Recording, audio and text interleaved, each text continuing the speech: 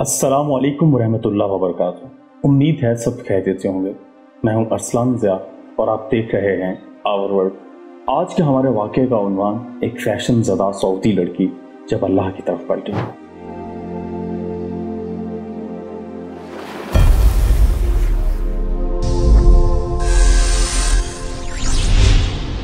अपना ये वाक़या किन अल्फाज में तहरीर करूँ, किस ज़बान से इसको बयान करूँ। काश मेरी ज़िंदगी में ऐसा वक्त ना आया होता। बहरहाल मैं अपने कुछ हालात यहाँ कलमबंद करती हूँ।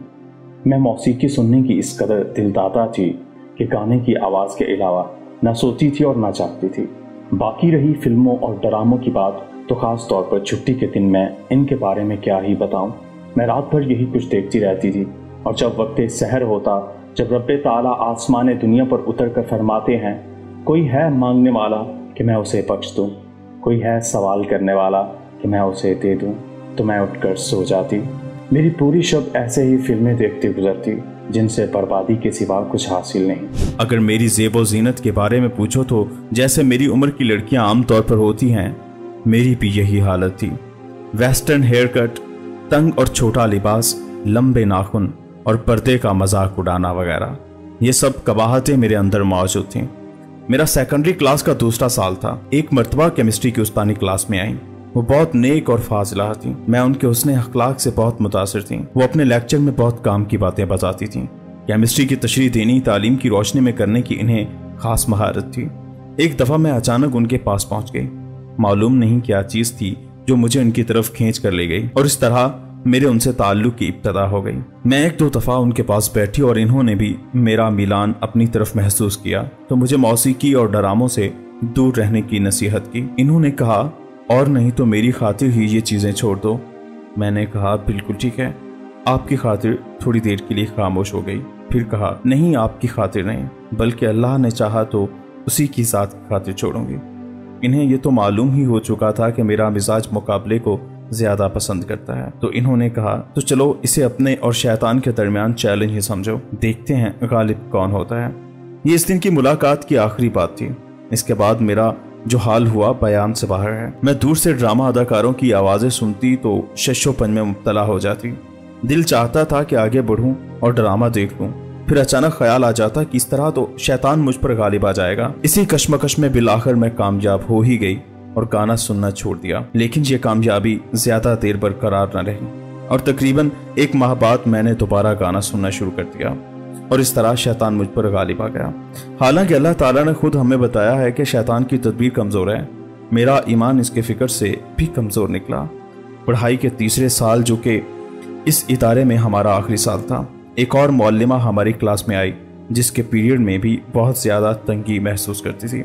ना तो इसकी नसीहतें मुझसे सुनी जाती थीं और ना इसकी फसीह बलीग इबारात मेरे लिए काबिल बर्दाश्त होती थीं। यह हमारी अरबी की उस्तानी थी।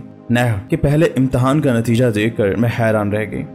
मेरे नंबर बहुत कम आए और उस्तानी साहिबा ने मेरे पेपर के हाशिए में तलबे इल्म में खलूस नियत और ज़्यादा मेहनत की ज़रूरत के बारे में बहुत सी नसीहतें लिखी थीं।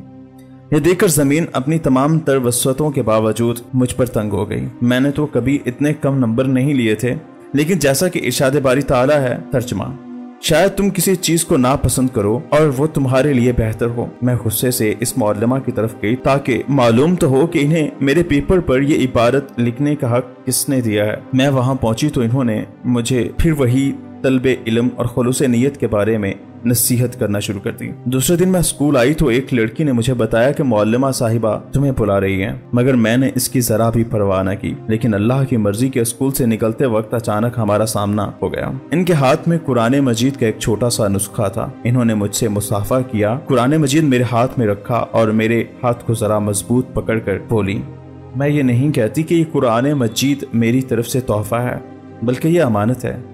अगर तुम इसकी हिफाजत कर सकती हो तो रख लो, वरना मुझे वापस दे दो। इनकी बात मेरे दिल को लग गई और मैंने वो नुस्खा ले लिया। मगर इस अमानत के बोझ का एहसास मुझे इस वक्त हुआ जब मुझे एक नेक सीरत तालिबा मिली और पूछा, मौल्लिमा साहिबा तुमसे क्या चाहती थी? मैंने कहा, इन्होंने मुझे ये कुरान मजीद दिया है और कहा है कि यह अमानत है। इस नेक सीरत तालिबा का चेहरा मुतगय्यर हो गया और बोली, तुम जानती हो इस अमानत का मतलब क्या है? जानती हो इस किताब के हकूक क्या है? जानती हो ये किसका कलम है? یہ احکام کس کے ہیں؟ اس وقت مجھے اس امانت کے وزن کا صحیح اندازہ ہوا۔ مجھے احساس ہوا کہ قرآن مجید ہی سب سے بڑا تحفہ ہے جو معلمہ صاحبہ نے مجھے دیا ہے۔ چنانچہ میں اس کے مطالعے میں منہمک ہو گئی اور ہر قسم کے گانے اور ڈرامے چھوڑ دیے۔ حالانکہ مجھے اس کے لیے اپنے دل پر بہت زیادہ جبر کرنا پڑا، مگر اس وقت بھی میری حالت نہ بدلی۔ وہی مغربی طرز کے بال، وہی تنگ و چست لباس، کچھ بھی نہ بدلا۔ البتہ اس معلمہ کا مقام میرے نزدیک بدل گیا۔ اب خواہ مخواہ میرے دل میں ان کا احترام اور ان کی قدر پیدا ہونے لگی۔ حالانکہ وہ اپنے لیکچر میں وہی نصیحتیں اور وہی اپنے سے انداز کی باتیں کرتی رہتی۔ یہ باتیں بھی ان کے سبق کا لازمی حصہ تھیں کہ مغرب چاہتا ہے کہ ہم ہر طرح کی حدود و قیود سے آزاد ہو جائیں اور کتاب اللہ کو ایک طرف پھینک دیں۔ ہر ہفتے بلیک بورڈ پر کوئی نہ کوئی آیت لکھ دیتی اور ہمیں اس کے احکام پر عمل کرنے کی نصیحت کرتی۔ اس طرح ان کی نصائح کا سلسلہ چلتا رہا۔ ان نصائح کے ساتھ اکثر ہماری نیک سیرت ساتھی طالبات کے تذکیری مواعظ بھی شامل رہتے، جس کا نتیجہ یہ ہوا کہ میں نے دل کے پورے اطمینان کے ساتھ مغربی طرز عمل کے بال رکھنا بھی چھوڑ دیے، اور مجھے یقین ہو گیا کہ یہ ایک مومن مسلمان لڑکی کو ہرگز زیب نہیں دیتا۔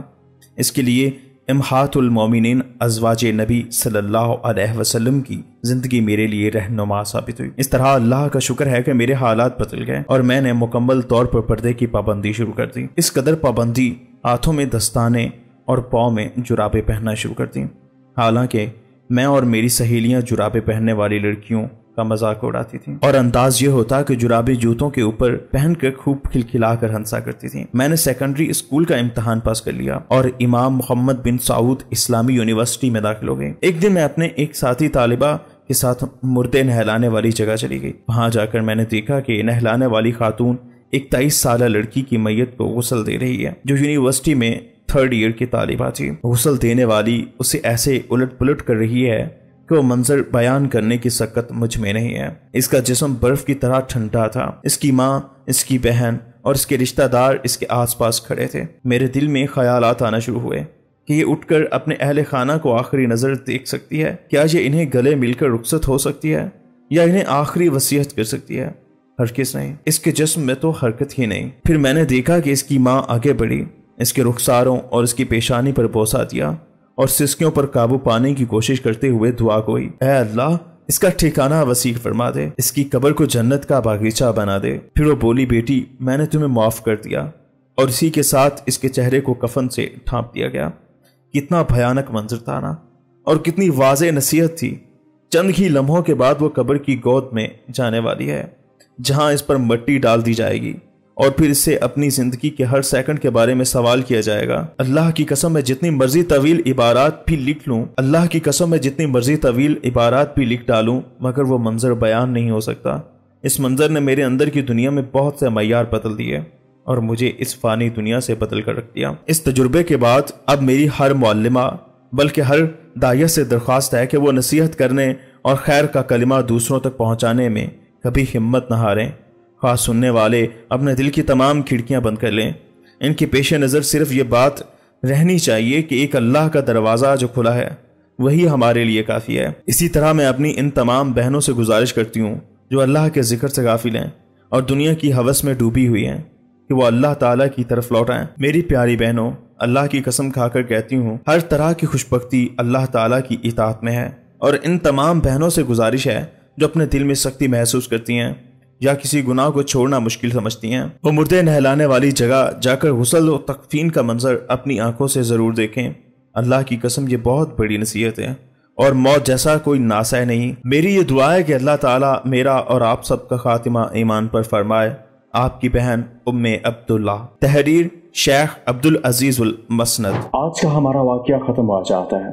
اگر آپ لوگوں کو یہ ویڈیو اچھی لگی ہے تو اس ویڈیو کو لائک کریں، شیئر کریں، اس چینل کو سبسکرائب کریں تاکہ ہماری ہر ویڈیو آپ تک پر وقت پہنچ سکے۔